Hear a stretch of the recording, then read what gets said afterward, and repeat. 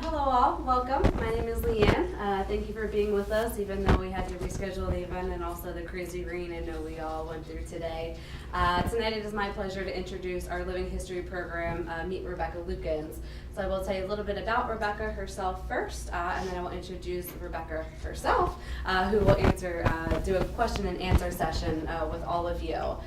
Rebecca Lukens was born in 1794, and she was born to Quaker parents, Isaac and Martha Pennock. And as a Quaker, despite the fact that she was female, she was educated. So her father did teach her to read and write, and she was sent away to boarding school where she learned bookkeeping, penmanship, mathematics, geography, things that would help her work later in life if she should choose to as a Quaker woman. In 1810, Isaac, her father, did found the Brandywine Ironworks and Nail Factory, which was, of course, the predecessor of Lukens Steel Company here in Coatesville. And it was a nail factory. They made nails and they made barrel hoops and wagon wheel rims as well, so some primitive iron products. When Rebecca had completed her education, she did marry a man named Dr. Charles Lukens. He was a medical doctor in Philadelphia. They did move into Coatesville in 1813, and just after that, they both did start working at the Brandywine Ironworks. They did take it over from Isaac and operated it together. It was under their supervision that the site in 1818 did roll America's first boilerplate. So they went from nails and barrel hoops to making boilerplate. And I'm sure Rebecca here will tell you a little bit more about what boilerplate is. In 1825, she did have her husband pass away, and then her father had passed away the year prior. So that is when Rebecca did take over the ironworks. So Rebecca Lukens was a female ironmaster, and she was also an industrialist because she did have other business dealings as well. And so for 25 years, she ran the ironworks successfully. And again, she will tell you about that a little bit tonight. Rebecca, like I said, is here to tell you a little bit about her life. This program is a pretty informal program. It is a question and answer session with you, the audience. So I will begin by asking her a question just to get started, and then it's up to you to ask questions. We do have them on the seats for you for examples that you can ask, or please feel free to come up with your own as well. I do just ask that you raise your hand rather than blurt the question out. That way we can keep some form to the program here as well. And any questions that refer to either before Rebecca's birth or after her death will be referred and saved to the end, and we can answer them after the living history portion is complete. So let me start with welcoming Rebecca Lukens. Rebecca, I do thank you for being here with us tonight, and I would like to begin the program by asking you a question to get things started. So what were things like in America in the early 1800s, and what was happening in the country at that time? Well, long before I was born, the business and industry in the colonies was controlled by England. And the iron industry in particular had problems. We had iron furnaces here in Pennsylvania, but the iron was smelted out of the iron ore, and then it was shipped back to England for refining. And then the British sold the final products back to the colonies. So you might understand why there were many people here in the American colonies who strongly favored obtaining independence from British rule. Now, my father's ancestors were farmers here in Chester County. My mother's ancestors were also farmers, and they were very successful, prosperous farmers.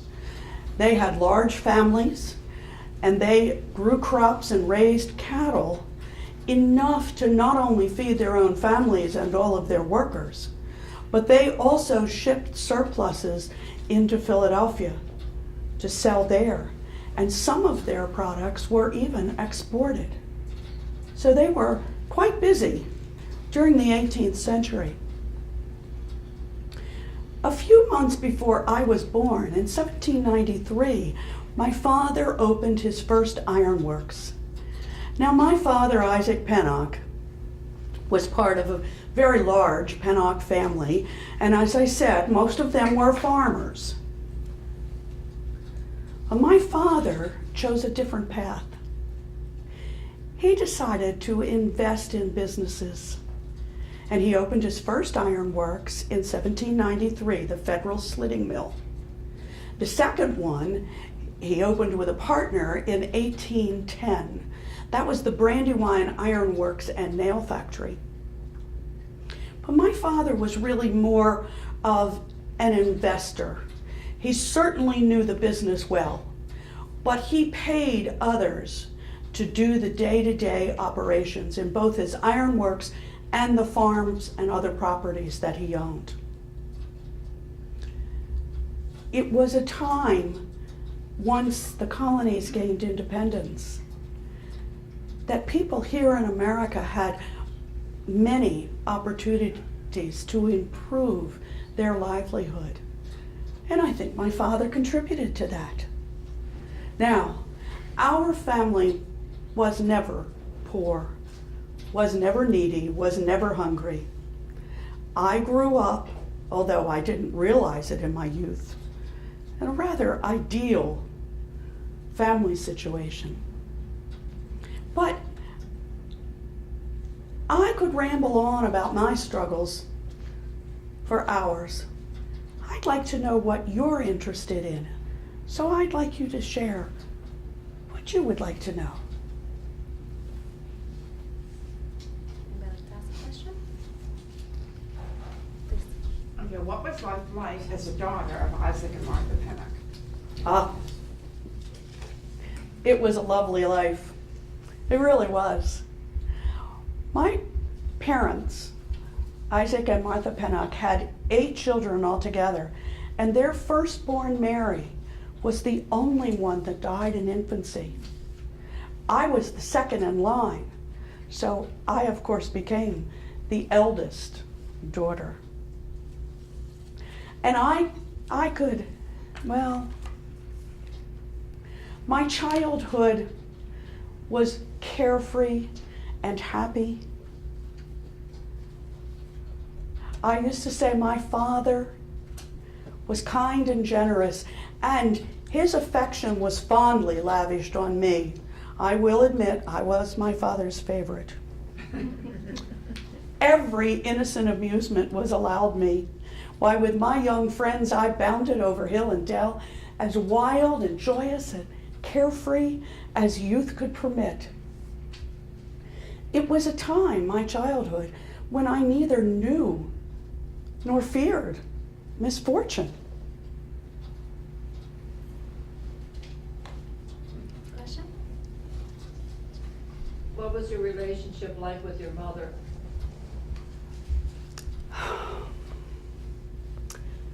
Between my mother and me, there had never been that endearing familiarity which ought to exist between parent and child. I imagine in her youth, my mother must have possessed many fine attractions. Her intellect was superior, though her education had been sadly neglected. My mother possessed a vigorous and powerful mind. She liked to be in control of things. And I would say that although we were never close, I always did try to treat her with kindness and respect. Now, I could go on and talk about my father. As I said, my father's affection was fondly lavished on me. I was given such freedom as a child. Now, in my youth, I was tutored at home. I went away to boarding school when I was 12 years old. But throughout my childhood and up into being a young adult, I was permitted to accompany my father on business trips. So I actually was quite young when I began to learn about iron. I enjoyed the travel with my father so much. We went up to Hopewell Furnace. We went down to Wilmington. We went into the city of Philadelphia. My mother preferred to stay at home. And of course, she had many children to take care of. So I became his almost constant companion.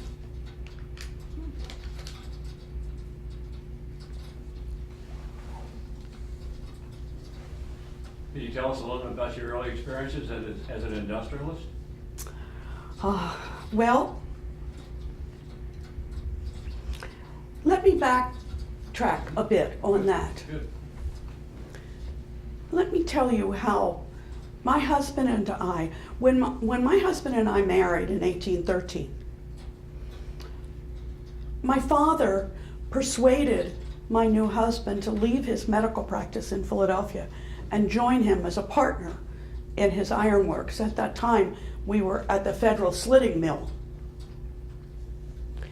I think Charles had some concerns about leaving his medical practice, but truly, he had fallen in love with rural Chester County, and I believe he was reluctant to remove his young bride too far from her childhood home. Well, in 1816, about the time our second daughter, Elizabeth, was born, my father persuaded my husband to come here to Brandywine to manage this ironworks. My father had begun the ironworks in 1810 with his partner, but as I said, my father was not an active ironmaster. He hired others. And unfortunately, in the first few years of the Brandywine Ironworks and Nail Factory, the management wasn't as good as it should be. So the business was not progressing to my father's satisfaction, and he felt that my husband, Dr. Charles Lukens, would do a better job. So he persuaded us to come here to Brandywine. Everything was in dilapidated condition about the house, mill, and farm. Although Father was charging us a relatively low rent, repairs were desperately needed, and we bore the whole cost ourselves. I often told my father, I thought it was not right that we should have so much to do, that the ironworks should have been put in good working order before we came. Invariably, his reply was, what you are both doing will benefit yourselves later. For when I am gone, this ironworks will belong to you. Well, my husband embraced that idea. Not long after we came here, a little more than a year after we arrived at Brandywine, about the time our son Charles was born, Dr. Lukens decided to commence the boilerplate business. Now this was quite new, for it was a whole new branch of the iron industry. But Charles had high hopes for its success. Does he know that my husband, Dr. Charles Lukens, was the first ironmaster in America to successfully roll commercial boilerplate? Oh, but those times were very difficult. The high cost of repairs, the challenge in refitting the ironworks to roll plate. But most of all, those were the years of deep personal losses. Our son Isaac was born in 1821, but died before his first birthday. Isabella was born not long after his death. It was about that time that a spring freshet destroyed the dam that held the water that powered the mill. We had to completely rebuild the dam, replace the water wheels, the pinion housings, the castings, and many other parts of the mill. And because Charles had just refitted the mill. He had to borrow money from my father to cover all those costs. Then in 1824, my father, Isaac Pennock, died. His will did not clearly state that the ironworks would be mine. He left farms to my two brothers, even though George was still a minor. But all the rest was put in the care of our mother, with a codicil that had been recently added, stating that when my sister Mary Ann came of age, the ironworks could be, the rest of his real estate holdings could be divided among the daughters. And of course, as the eldest, I would have first choice, and I could choose the ironworks. In 1825, our beloved son Charles died at the age of 7. His death had a devastating effect on my health, and I soon learned I was expecting another child. Then in June that same year, I lost my dear and excellent husband and commenced my long, bitter, lonely struggle with life. Thank you. This parting by death is a sorrowful thing for those that are left to mourn what made life pleasurable for them. I will not dwell on my feelings. When I looked around me, there was difficulty and danger on every side. An examination of the books showed that the estate had some serious deficits. And I was left with a promise my husband asked me to make. Charles asked me to continue with the ironworks, and I promised to comply. I think I must have possessed some energy of character, for I look back on it now and wonder at my daring.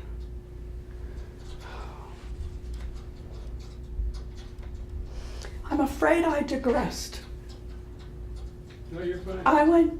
I was giving you background and I got sidetracked. You asked about what I was left with in running the I ironworks. figured you'd get there. Well, Charles did ask me to continue with the ironworks. My mother thought as a female I was unfit to carry on such a concern.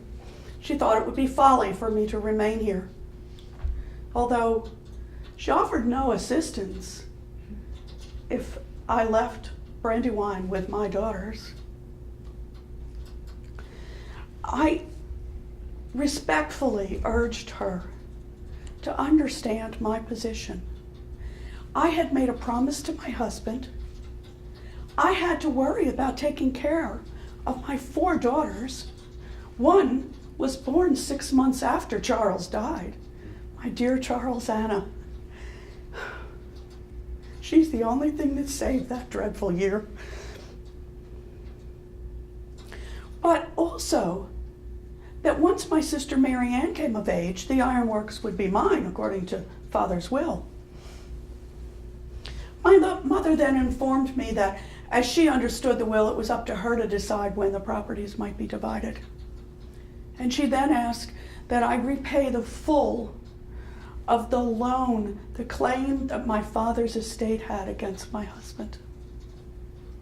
I told her that all the debts would be paid as soon as practical, along with everything else we owed.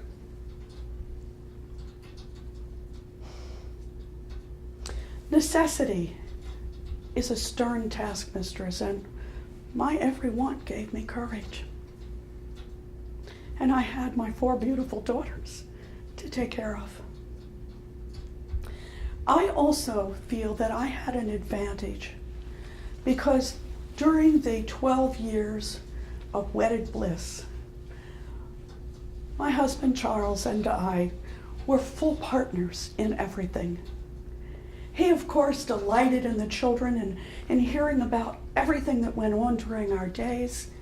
He talked with me about his plans for the ironworks and everything that he was doing at the Brandywine Mill to create a successful life for him and his family.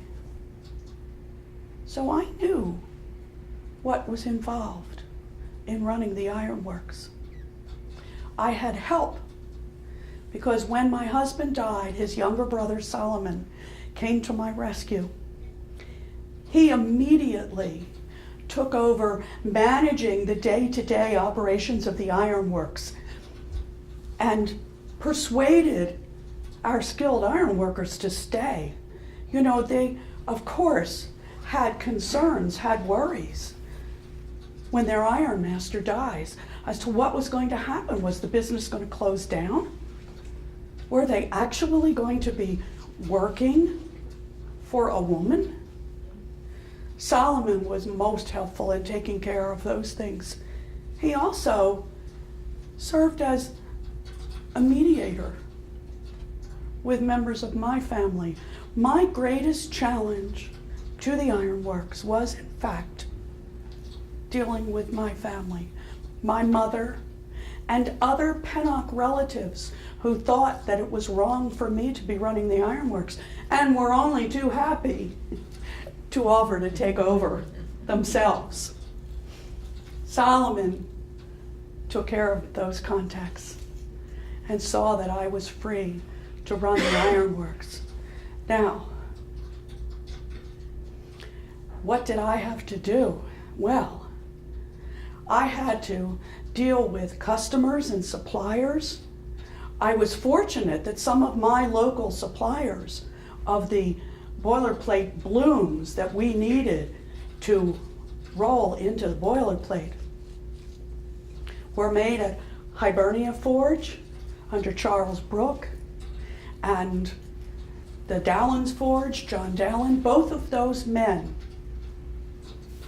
saw no problem in supplying the necessary blooms to our business, even though it was being run by a new and inexperienced woman. So I was fortunate that they gave me credit and had the faith that I could succeed. But I really had to take over everything. Solomon, as I said, helped manage the workers. Solomon came in an emergency in 1825, and he stayed with me for 15 years. His day-to-day operations was how he managed it. He was in charge of all the workers. He was in charge of keeping track of what supplies we needed and what repairs needed to be made to upkeep the equipment, while I handled everything else. It was a great challenge. But what was I to do? What else could I have done? I paid my mother several times for what the ironworks was said to be of value, although I believe the value was quite limited when my husband and I first came here. And yet, she always seemed to want more.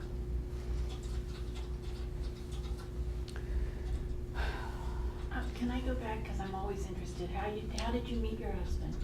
Oh. And how many children did you have? I was trying to keep track. I think I counted 6.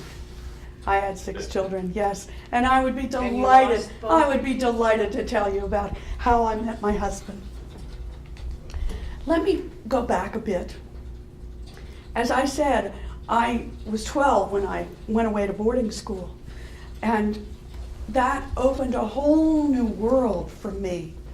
I rapidly improved in my studies. I was a leader of my class and a favorite of my teachers.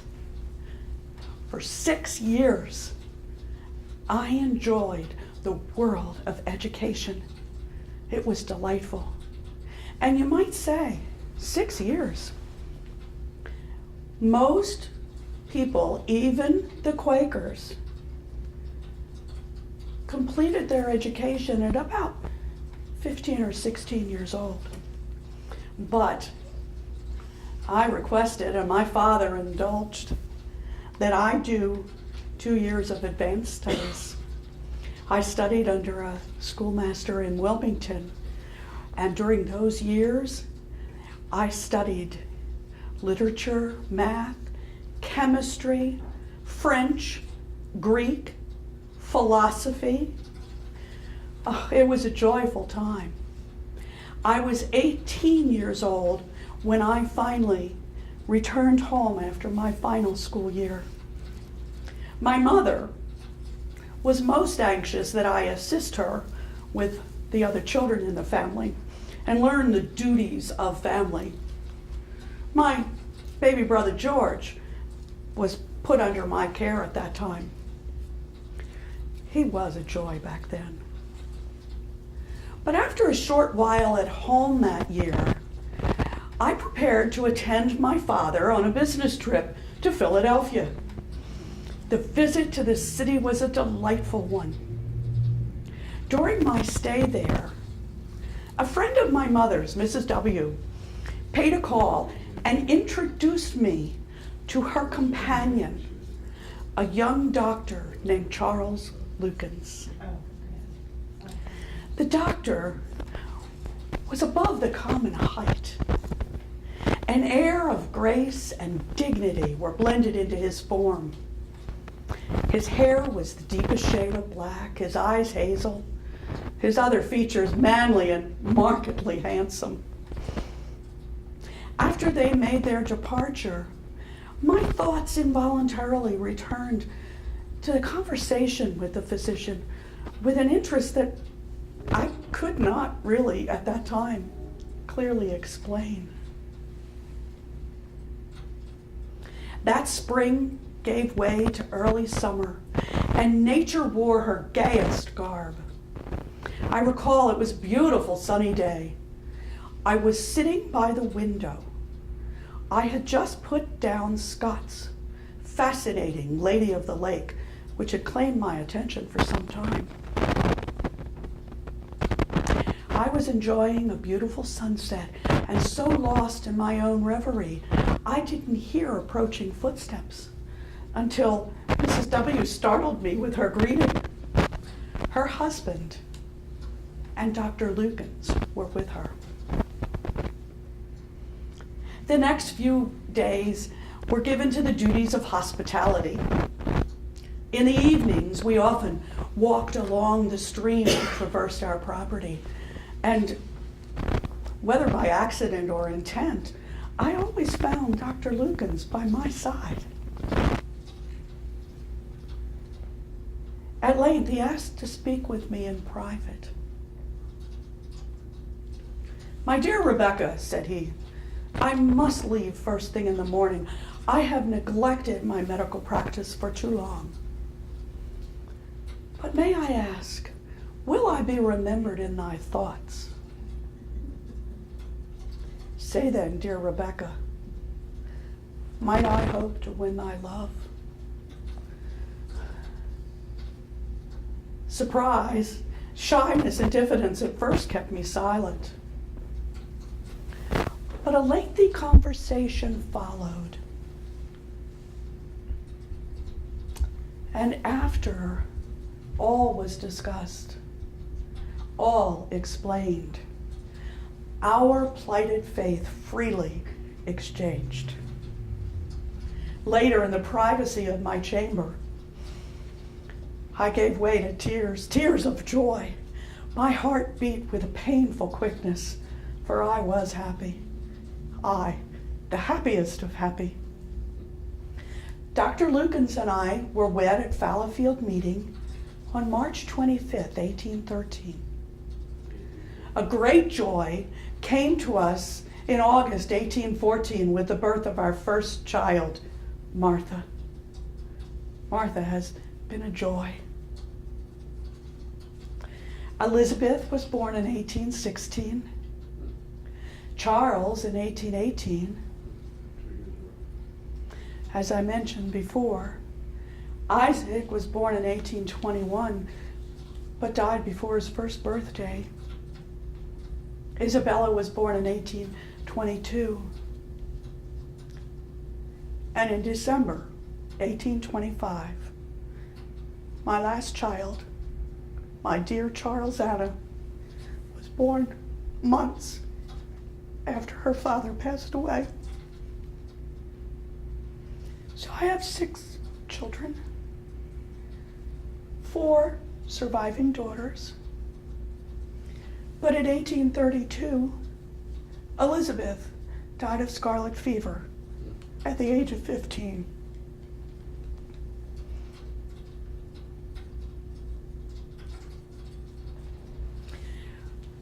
I love this room. It once held a husband and children and rang with the glad and merry laughter of happy childhood. The grave has claimed them all in their young beauty, all but my 2 dear daughters. Though tears will flow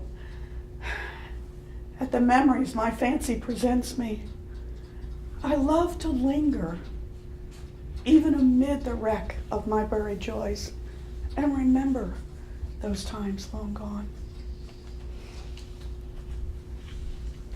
Rebecca, we do have a question from our Facebook audience, and Tanya on there would like to know, can you tell us a little bit about Quakerism, how it influenced you when you were young, and then how you influenced the local Quaker people as you were older as well? Oh, that's a difficult question.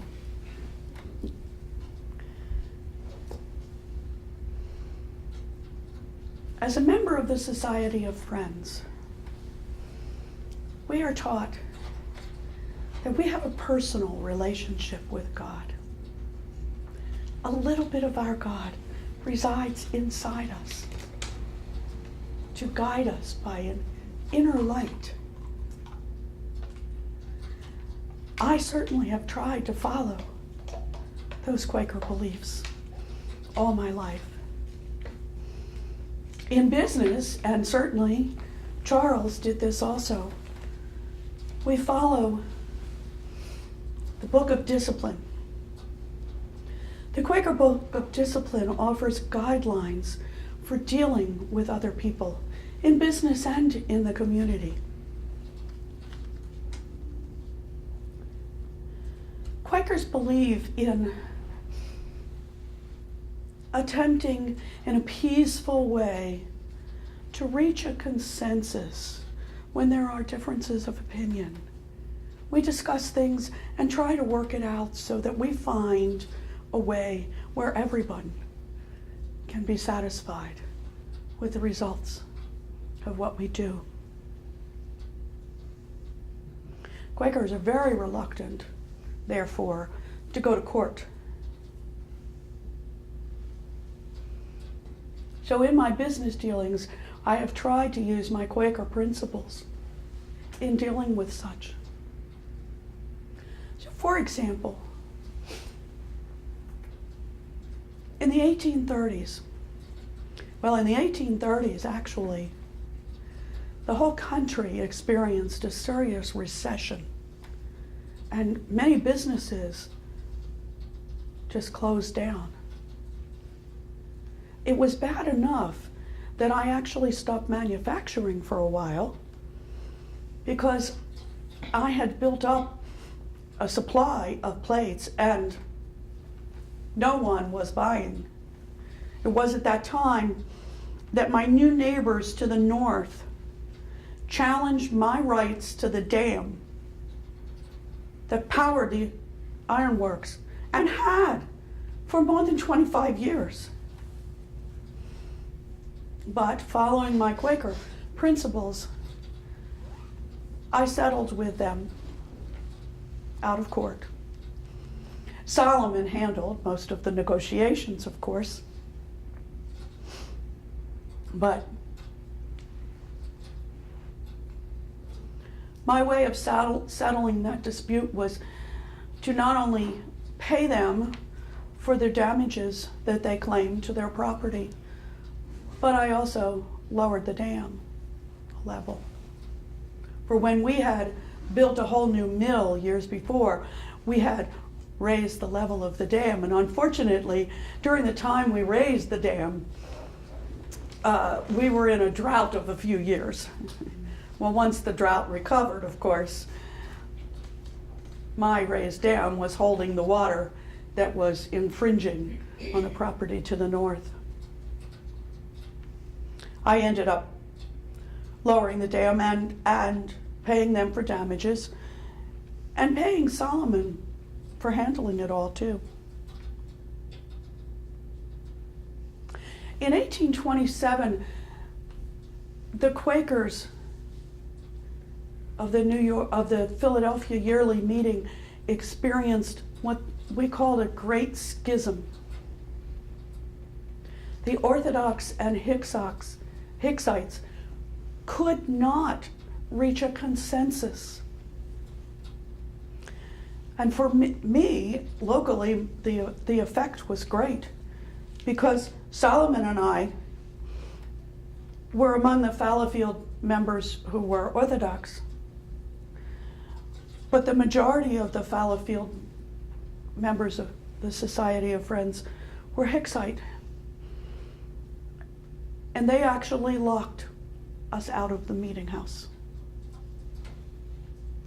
Now, we spent a great deal of energy trying to persuade our fellow Quakers to be united in our religious beliefs and followings. But after several years of the Orthodox meeting in their homes, I finally provided the land and the funds to build a new meeting house. You can still see that meeting house today. It's near the intersection of Wilmington Road and Joe Run Road, not far from the old Fallowfield meeting. Unfortunately, most of my buried treasures are buried in the old Fallowfield burial ground. Solomon is much more religious than I am. He has served as clerk and as representative to the yearly meeting. He is very active in our meeting. And I think he is at times disappointed in some of my social inclinations. I sometimes might be visiting and chatting with friends, and I will think to myself, Solomon would not approve of this.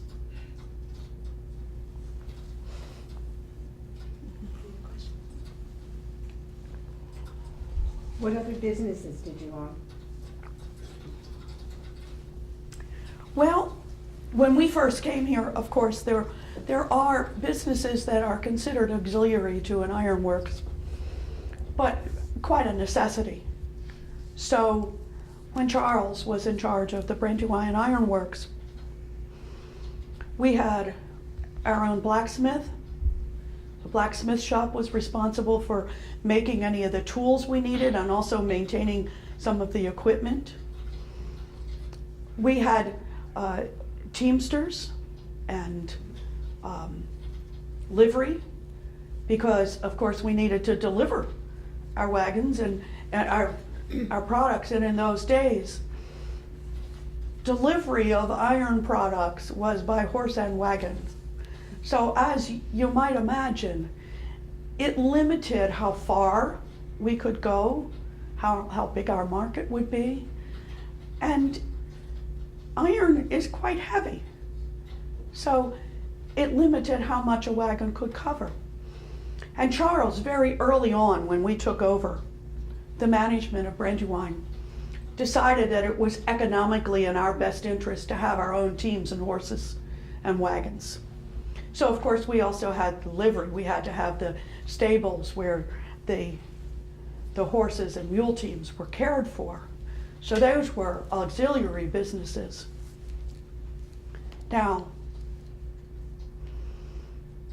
as my business increased, other things came into play.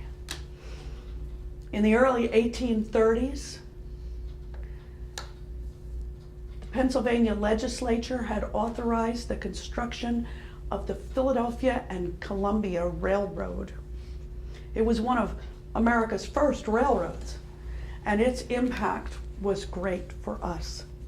It came right by our mill. In fact, it came into full operation in 1834, and we began to use it immediately. But years before that, I remember having a conversation with my brother Isaac. We were standing by my front door, and I just mentioned that I could see sometime in the near future a railroad coming through Coatesville. Well, my brother Isaac replied, that would be a miracle that could never happen in my lifetime. How would they get across the gorge through which the Brandywine flows? And I, rather cavalier response, said, well, I imagine they'll build a bridge. And I was right, for they found a way to build a bridge across the Brandywine, and the railroad came by. Unfortunately, Isaac was also correct, because it did not happen until after his untimely death. Isaac left a wife and 2 very young daughters. Well, the railroad had its impact on not only our business, as I mentioned before, the challenge in delivering iron products was the heavy weight and how far a wagon and team could carry the heavy iron. But now, all we had to do was get it to the railroad.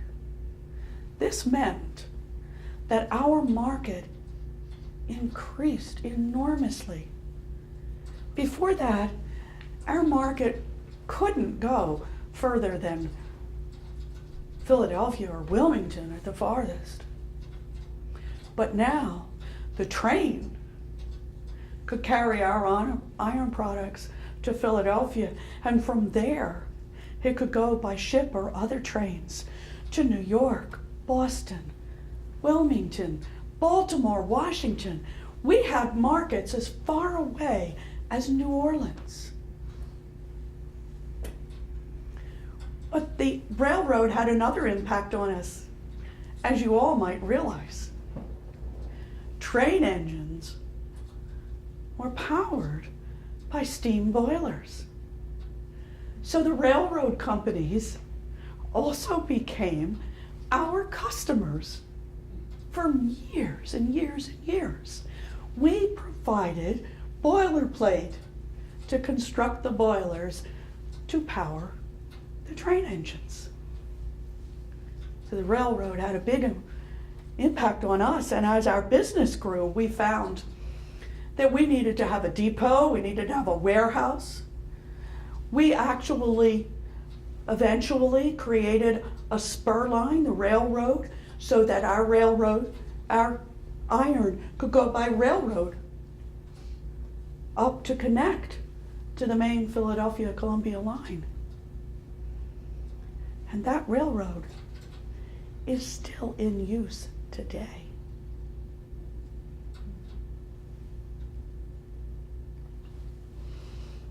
Questions? I just have a question. You were one of the first members, the women, to become a member of the Franklin Institute.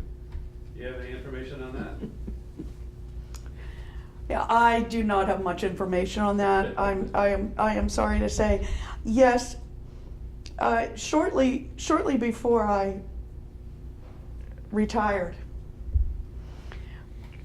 it really was for the Franklin Institute. The director of the Franklin Institute at that time was a friend of mine, and it was really an honorary. He was offering to honor me in recognition of my accomplishments as a woman ironmaster and one of the first women industrialists. Now, I will tell you, though, that sometimes people have called me the first woman ironmaster, but that is actually not correct. In the 18th century, long before I was born, Pennsylvania had at least two, right here fairly locally, women who were recognized as ironmasters. The difference is, though, and I must admit, I regret, I am boasting a little bit, which is definitely not approved by the Quakers. Solomon would not like this. There have, for probably centuries, been women ironmasters because their husbands died and they inherited the ironworks. But to my knowledge, none of the ones here in Pennsylvania, and I don't know further away than that, actually actively operated the ironworks. Like my father, they hired other people to manage the works for them. So they were an ironmaster in name only. Where I worked very hard, day to day to day, for 25 years. I finally retired and left the daily operations to my two sons-in-laws. Now, I could tell you about my daughters getting married. Would you like to hear that? Okay. My eldest daughter, Martha, what a joy she has been. She graduated from the West Town School and immediately came to work at the firm. It didn't take long before she was keeping all the account books for me. But that was in the late 1830s, and that was when we were going through this recession. Once the economy recovered, the business was growing at such an alarming rate that Martha decided it was too much for her young hands. So for a few years, she offered instead to run my household for me, a great relief to me. But then Martha fell in love. I was so happy for her when she gave her affection to Abraham Gibbons, a young man of sterling character. They were wed at Fallowfield Orthodox meeting in 1841. And Abraham joined the firm. He very quickly worked his way up until he was a partner with me. He has helped me enormously. Now, in 1848, Isabella married Dr. Charles Houston, and Charles Anna married Dr. William Tingley. Interesting, is it not, that two of my daughters followed my pattern and married physicians from Philadelphia? Charles Anna was determined to marry her young man despite my reservations. Dr. Tingley is not very well grounded. Dr. Charles Houston is a fine young man. He has also joined the firm. And so now, I was able to retire and leave the ironworks in the capable hands of my two sons-in-law, Abraham Gibbons and Dr. Charles Houston. Now, as I said, Charles Anna was determined to marry her young man.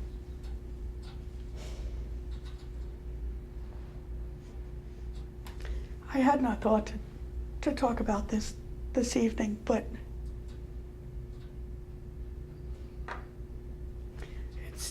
causes me so much stress. My Charles Hannah gave birth to a beautiful baby girl, Annie, and a month later died of childbirth fever.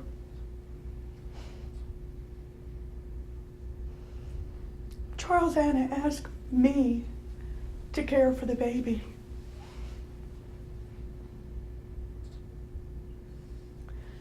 Dr. Tingley agreed, and he understood that it was best that I take care of the little baby. But still, I worried that he would try to interfere. And my concerns were well founded.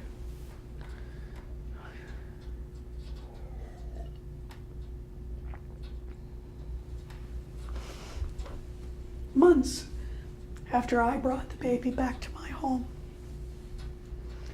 I learned from a friend in Philadelphia,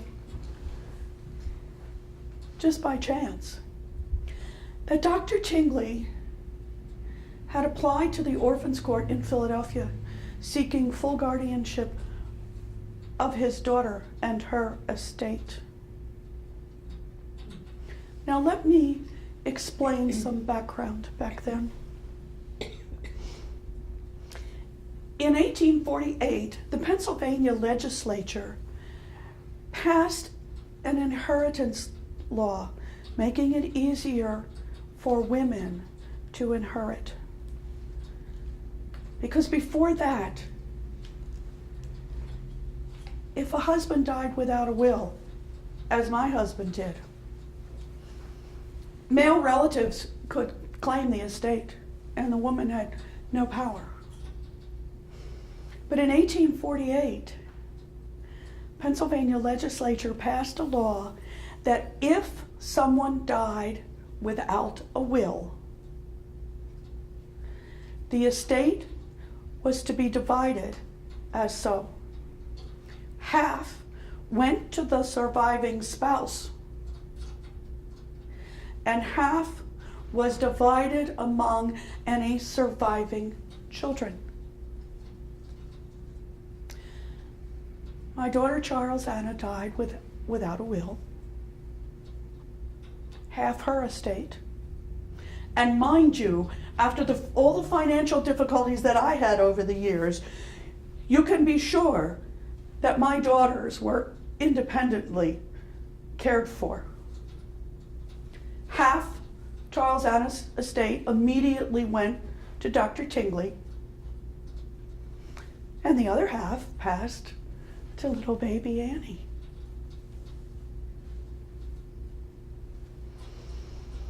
I said, Dr. Tingley is not as well grounded as my other sons-in-law. I was uncertain what to do, but my brother-in-law, James Penrose, who was also my attorney, responded very quickly. I can tell you what to do, Rebecca, said he. Offer Bill Tingley cash for his daughter. It need not be a large sum either, for he is always out of pocket.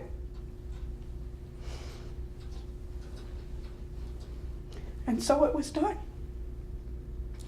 I offered my son-in-law, Dr. William Tingley, $500 cash for his daughter.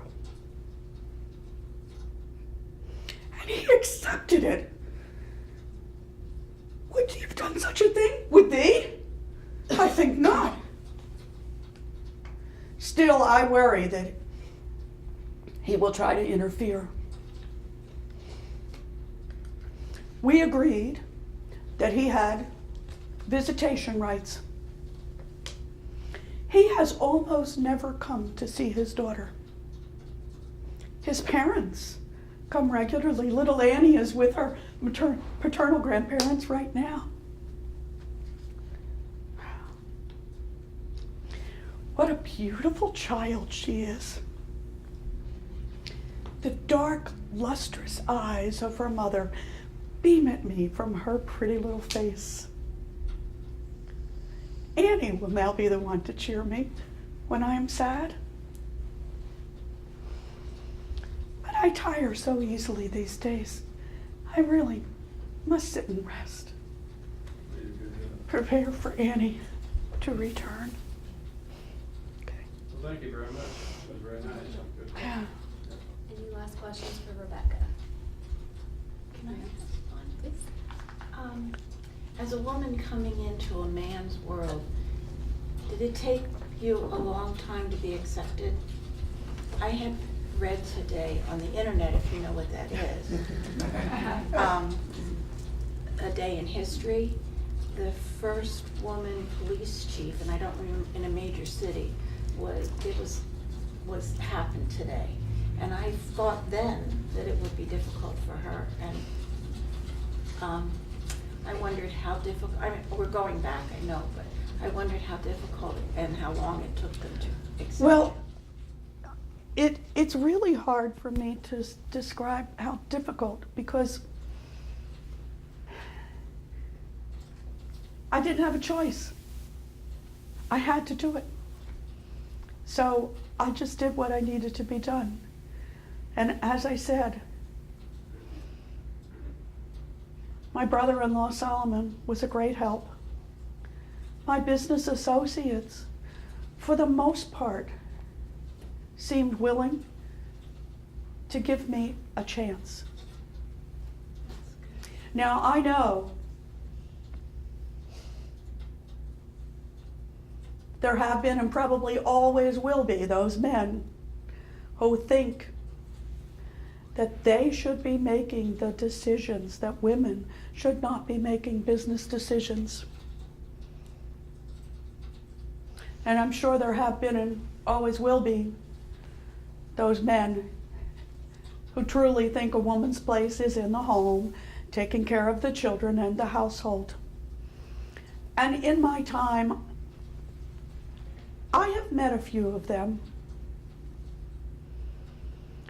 But for the most part, I was able to survive those first few years.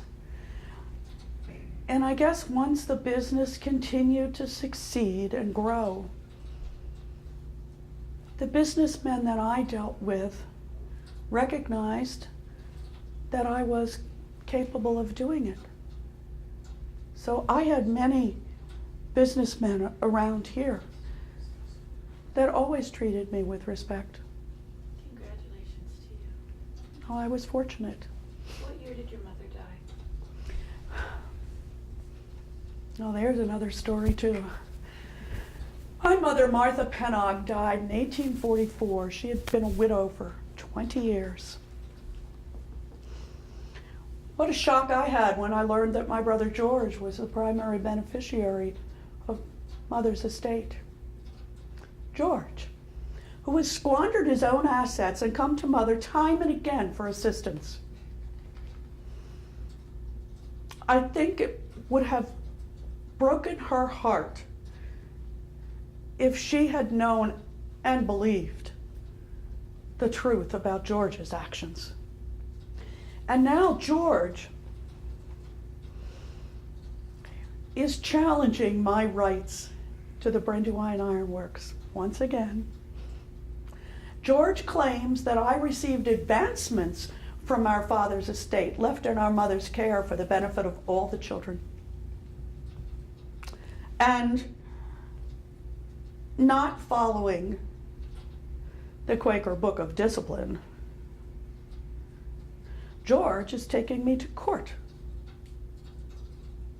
challenging my ownership of the Brandywine Ironworks. How many times must I pay for a business whose value was limited when my husband and I first came here? George is supported in this by our sister Sarah. My mother spent more of her time as a widow with me than any of her other children. And although I said we were never close, I always tried to treat her with kindness and respect. But I have learned of late that there was a dark, a malign influence exerted against me by those around her. My being prosperous as the mistress of Brandywine is the cause. I weary of these constant struggles. I sometimes wonder, did I do enough as a mother for my daughters? They seem happy and content. I'm so happy for them. Martha lives just across the street, and Isabella lives just down the road here. I build houses for them. I like to keep them close, and they seem to have no objection. Okay. Any last questions from the audience? Please. Why did your daughters not take over the business upon your retirement? Well, I took over the business because I felt I really didn't have I didn't have a choice. But my daughters had a choice. Now, as I said, Martha came and worked for the firm when she finished her schooling. Isabella never expressed any interest in the business at all. In fact, when she finished her schooling, she set up a studio in our home. She's my artist. She paints, she writes poetry, she does beautiful needlework. Both my daughters have devoted much of their spare time to serving in the community. So they have helped out wherever they have, and they've been fortunate that they both have wonderful life partners who have supported them in whatever they chose to do. So it was their choice. They really had no great interest in running the business. And their husbands have joined with enthusiasm and been quite helpful.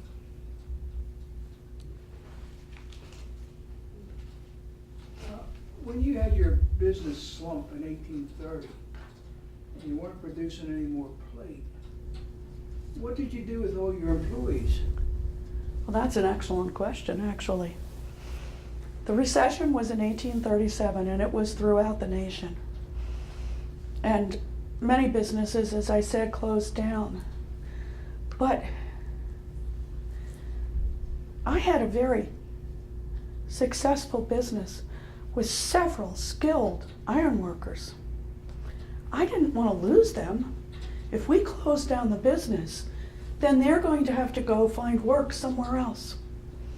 So I think I said I shut down manufacturing for a bit. The first thing that we did was we used our workers to do complete maintenance of the mill and checking and repairing everything. Updating some of the equipment. Some of my skilled iron workers actually worked on repairing a part of the dam that seemed to be ready to falter. And finally, when business still hadn't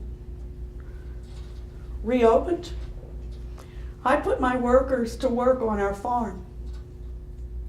So they worked on the farm, and I paid them, and they also got produce from the farm. Now, it turned out to be quite successful for me personally in making the decision to keep the iron workers working in any way we could. When the economy recovered, I still had all my skilled workers. And as you might imagine, I had very loyal iron workers.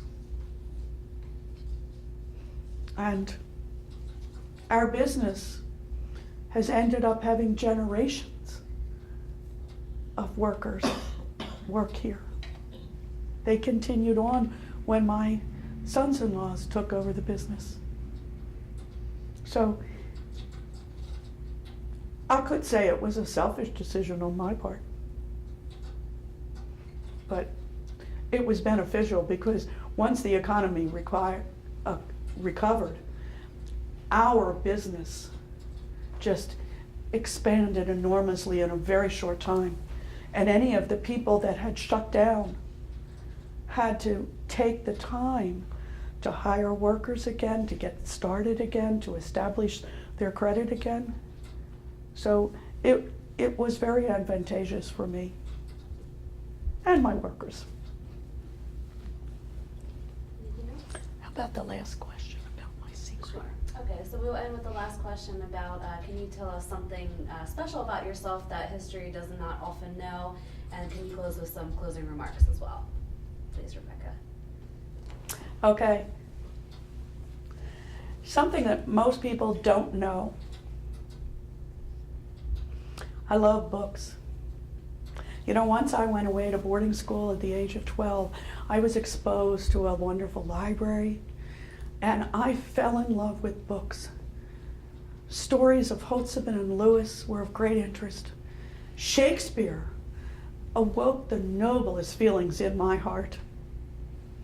I have sometimes thought that if I had been more restricted in my choice of reading, it might have been of incalculable advantage to me.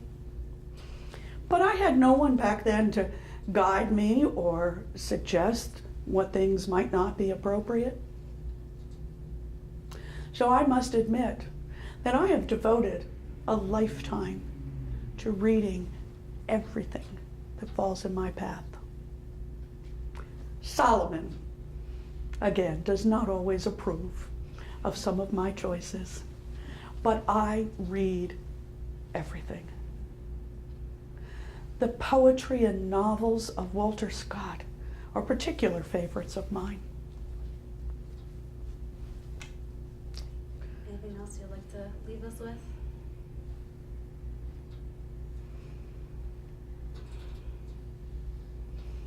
I'm not sure what else to say.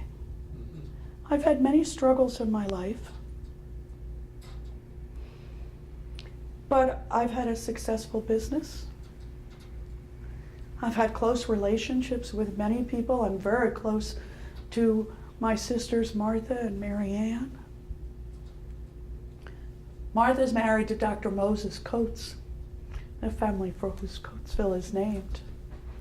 And Mary Ann is married to James Penrose, as I mentioned before. He is my attorney. And of course, my brother-in-law Solomon. Did I tell you what Solomon did? He worked with me for 15 years. And then he married a lovely woman, a lovely Quaker woman who was a published poet. Her name was Susan Wilson. And about the time that my two girls, Isabella and Charles Anna, got married in 1848, Solomon and Susan went off into northwestern Pennsylvania to do missionary work with the natives on the reservation up there. They helped the Seneca by improving farming skills. They helped them build houses on their reservation. Solomon, as I said, was always more religious than I was, and they just seemed committed to doing that work of service. So, in many ways, I've had a good life. And I still remember those wonderful 12 years with Dr. Charles Lukens, my dear husband. Thank you. Thank you for being with us, Rebecca, and thank you all for Mm. coming. Do you want to see if there were any questions of me? Does anybody have any questions for Susie, not as Rebecca? Okay. How did you get into this? How did you get into Rebecca? Well, I began researching local history many, many years ago. And after I retired from teaching, I was a volunteer at the Chester County Historical Society. And I also, when I was still teaching, had gotten into storytelling. Excuse me. I was a learning support teacher. So more than 25 years ago, I had taken storytelling classes to use in my class with my students, most of whom had serious reading disabilities. So we used storytelling as a means of making them more comfortable with the story and improving their comprehension. That was my initial goal. But by the time my last year of teaching, my children were going around visiting their classes and doing storytelling. And the extraordinary benefit of that I honestly had not anticipated when I first started using storytelling in class, was that instead of getting teased because they're in a special class when they're out on the playground, there's one time where, I was on recess duty and I overheard a boy say, "There's Chad. He's the one that told us caps for sale." And it was like, he was a celebrity. So their self-image was enhanced, and that was a bonus that I really hadn't anticipated. So by the time I retired from teaching, I kind of started combining my interest in local history with storytelling. So I do a lot of stories, like American Revolution stories and Underground Railroad stories, things that relate directly to Chester County. The time that I was volunteering at the Chester County Historical Society, their program director was a man who had actually gotten his PhD in developing the living history program of William Penn. And of course, he was developing a workshop for teachers on women in history, but he couldn't do a living history portrayal of a woman that easily. So he suggested that I do it. And the first time that I did, Rebecca wasn't here. It was for the Chester County Historical Society. And they had the workshop was called something with her story. So the emphasis was on women, and that's how I developed my living history portrayal. Now, we've done it several years here, and what's happened, Rebecca's birthday is January 6th. So she was born in 1794, January 6th, which is why in the middle of winter they have this program, because it's her birthday. So we're supposed to be celebrating her birthday. And since I moved to Hillview, these are friends of mine from Hillview, since I moved to the over 55 community, I started volunteering down here, and they asked me to do the Rebecca, and I've done it after doing the same program several years in a row. I decided to change it up. So a few years ago, we did a twosome. I told you that Isabella is a poet, and she published a book of poetry. So I developed with one of the employees here at the museum a program, and Leanne hasn't agreed to do it, but we'll work on it. Anyway, where I dressed her up as Isabella, my daughter, and she said, "I would never be able to do that." And I said, "Well, poetry is read. You don't have to do what I do." And I will tell you that easily 85% of the words that I use when I'm talking to you, even in this question and answer session, are directly from Rebecca. Now, some of them you can tell just because of the language, but what we did was Isabella would read part of a poem that she had written, and then I would reminisce that something that tied in with a poem. So for example, she wrote a beautiful and very lengthy poem called Eddie's Shoes. And Isabella had a boy that died young.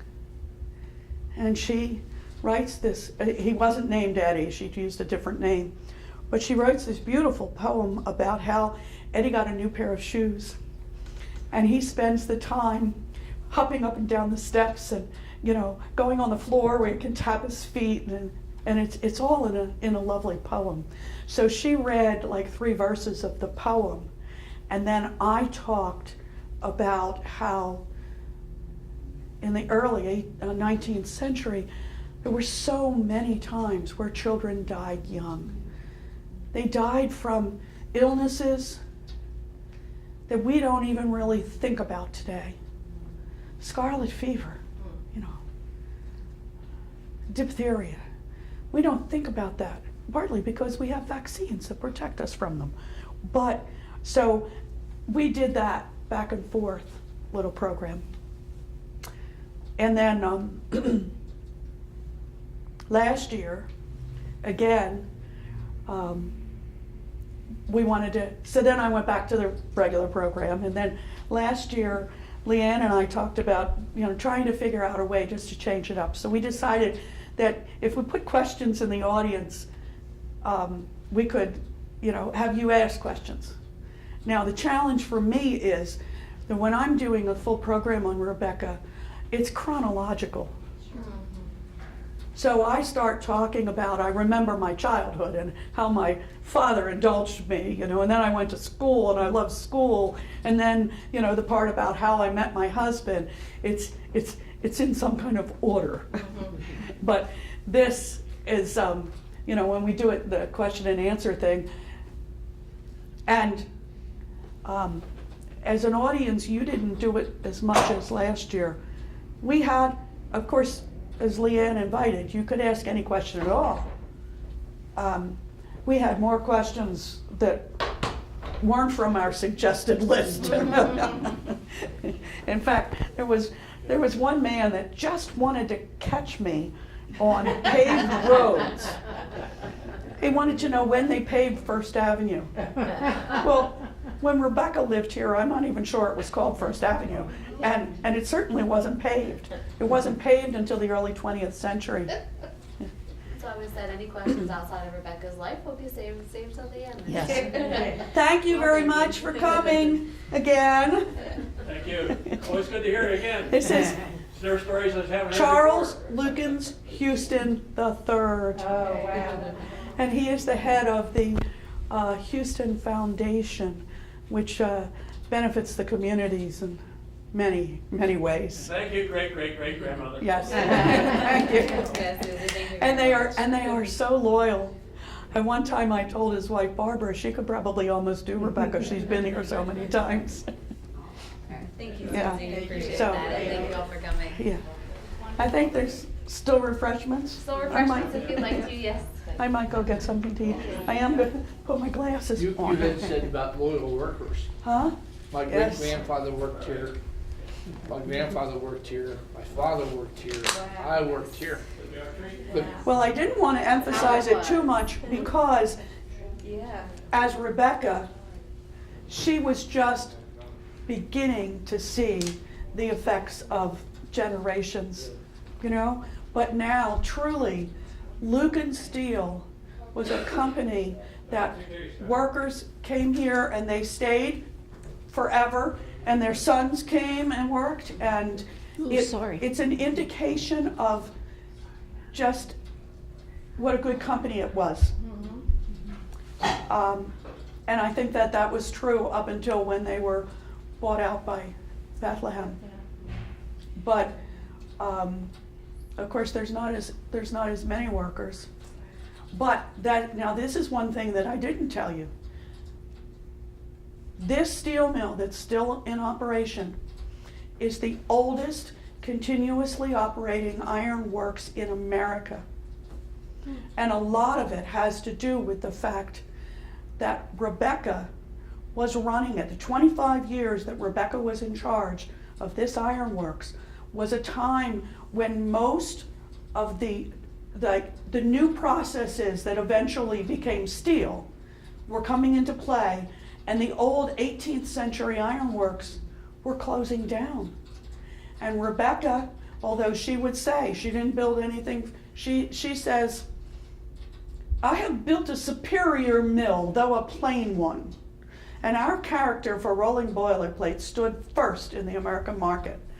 Well, what she did was she updated her mill. Nothing fancy, but she kept updating with any of the new processes, and her sons-in-law took over and did the same thing.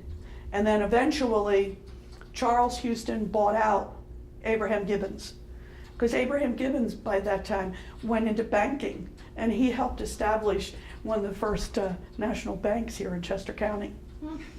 So that's when it became just the Houston family, and they owned the steel mill until the 1990s. Sharon could tell you what date. 1998 it was bought by Bethlehem. 1998. Wow. And Bethlehem went out. And Bethlehem went out and they went bankrupt in 2002. International Steel Group bought them in 2002.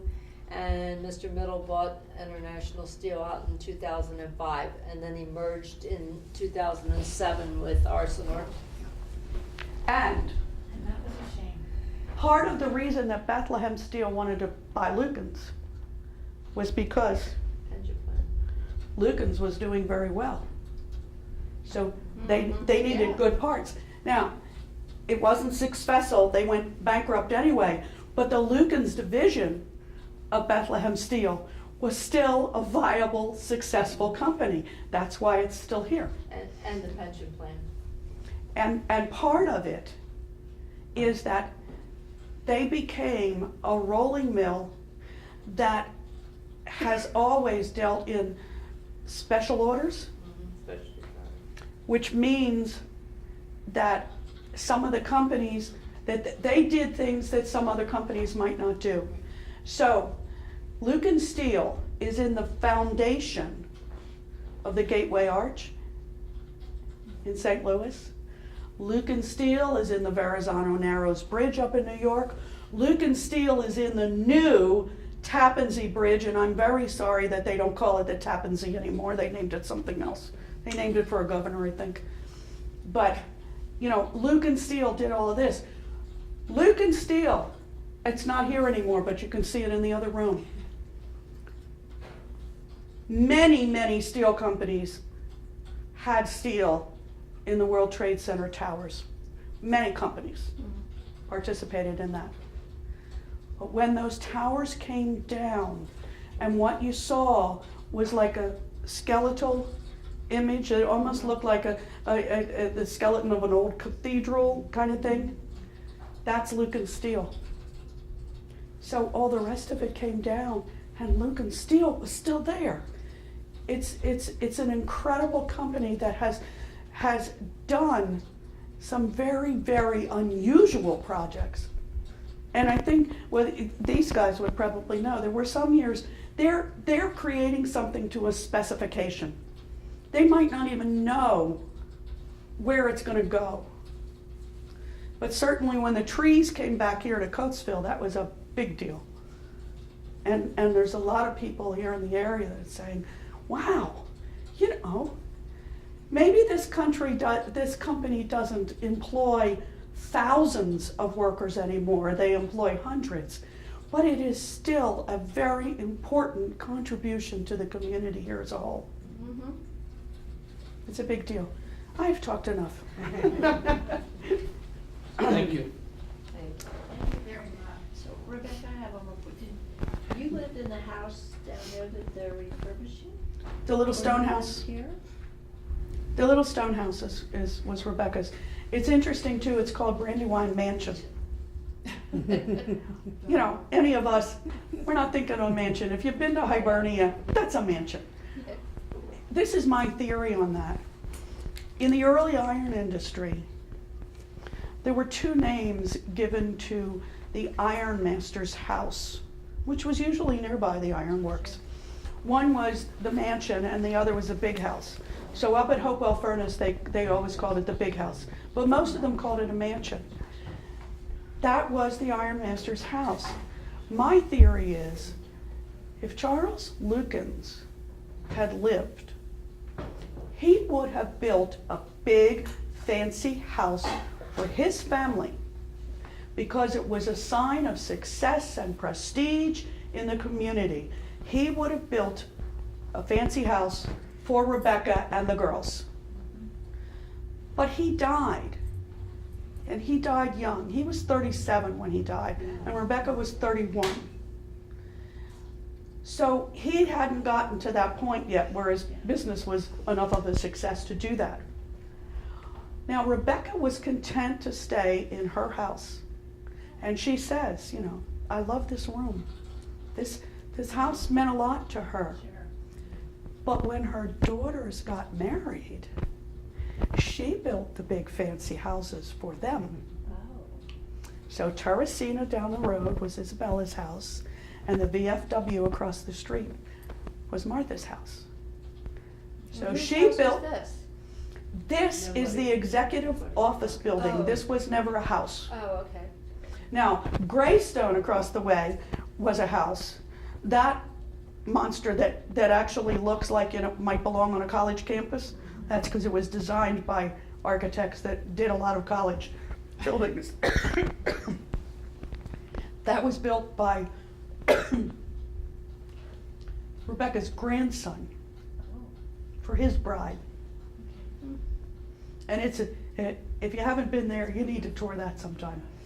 That, for 50 years, served as Coatesville City Hall.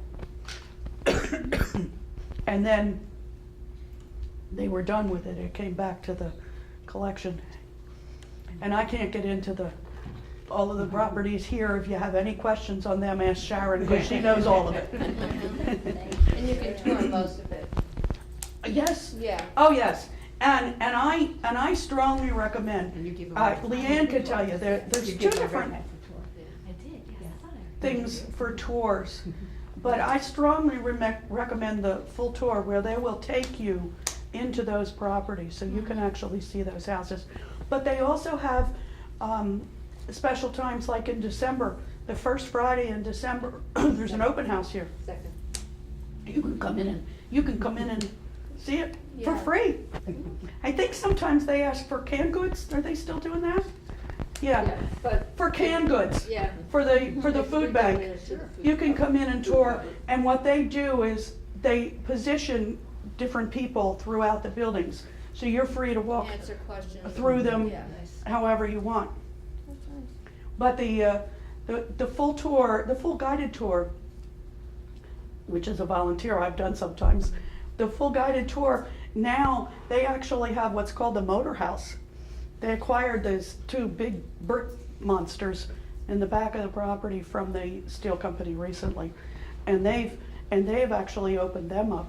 And the motor house still has, it won't eventually, I'm assuming, when it becomes a museum, but it still has all of their like electrical equipment. There's all kinds of stuff in there that you can't touch. But it was a building that ran the machinery in the other buildings. That's why it's called the motor house. Yeah. So, if you do the full tour, which is $15, you can see all that. And we also have a guppy. Oh, yes. That's right. Yes, they acquired the guppy recently. This is another thing. And you can see that, which room is the spinner in? Back here. That they used to do the spinner so that they could make round steel stuff instead of just rolling it, through a roller mill. And that's how they did the submersibles. So they have these little round things that people go in and go down deep in the water. Basically, come back for a guided tour as soon as Yeah, you gotta come back. Bells. And I will tell you, as a tour guide, I'm learning that stuff. Other than that, when I first got involved here, my expertise ended when Rebecca died. Thank you. Thank you. Thank you. $18.54. Welcome, Alex.